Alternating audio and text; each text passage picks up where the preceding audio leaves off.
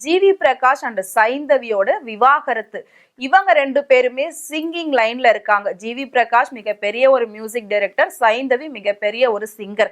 சைந்தவியோட வாய்ஸை பத்தி சொல்லணும் அப்படின்னா அவ்வளோ ஒரு யூனிக்கான வாய்ஸ். அவங்க பாடின ஒவ்வொரு பாட்டுமே வேற லெவல்ல ஹிட் ஆயிருக்கு.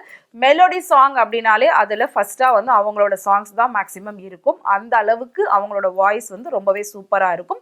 2 பேருமே ஒரே ஃபீல்டுக்குள்ள இருக்கும்போது எப்படி விவாகரத்து ஆச்சுன்னு சொல்லி பல பேர் பலவிதமா கேள்விகள் கேட்டுட்டு இருந்தாங்க.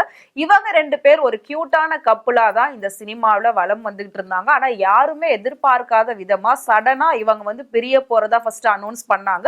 அதுக்கப்புறம் கூடிய சீக்கிரம் சேர்ந்துருவாங்க அப்படின்னு நினைச்சிட்டு இருந்தாங்க. ஏன்னா இவங்களுக்கு ஒரு பெண் குழந்தையும் இருக்கு. ஸோ அந்த குழந்தையோட எதிர்காலத்துக்காகவாது 2 பேரும் சேர்ந்து வாழலாம் அப்படின்னு சொல்லி ரசிகர்கள்லாம் சொல்லிட்டு இருந்தாங்க. மியூச்சுவலா பிரிஞ்சிருக்க போறோம் அப்படின்ற மாதிரி சொன்னாங்க. அதுக்கப்புறம் பார்த்தா கோர்ட்டே அவங்களுக்கு வந்து டிவோர்ஸ் கொடுத்துட்டாங்க. சட்டப்படி 2 பேருமே இனி அவங்களோட தனிப்பட்ட வாழ்க்கையை பார்த்துக்கலாம் அப்படின்ற மாதிரி.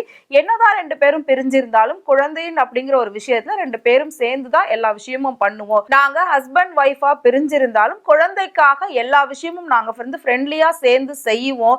அவளோட ஒரு நல்லது கெட்டதுல நாங்க 2 பேரும் சேர்ந்துதான் இருப்போம். எப்பவுமே நாங்க வந்து ஒரு ஃப்ரெண்ட்ஸா இனிமேல் நாங்க எங்களோட ரிலேஷன்ஷிப்பை ஸ்டார்ட் பண்ணுவோம் அப்படின்லாம் வந்து அவங்க 2 பேருமே சொல்லியிருந்தாங்க. ரொம்ப டீசென்ட்டா அவங்க எந்த ஒரு பெரிய ரீசனும் ஒருத்தர் மேல ஒருத்தர் குற்றச்சாட்டுகள் வைக்காம சொல்லாம அழகா அவங்க வந்து பிரிஞ்சிட்டாங்க. சைலண்டா பிரிஞ்சாலும் ஹாய் பாய் சொல்லக்கூடிய அளவுல நாங்க இருக்கோம் அப்படின்னு சொல்லிட்டு போயிட்டாங்க.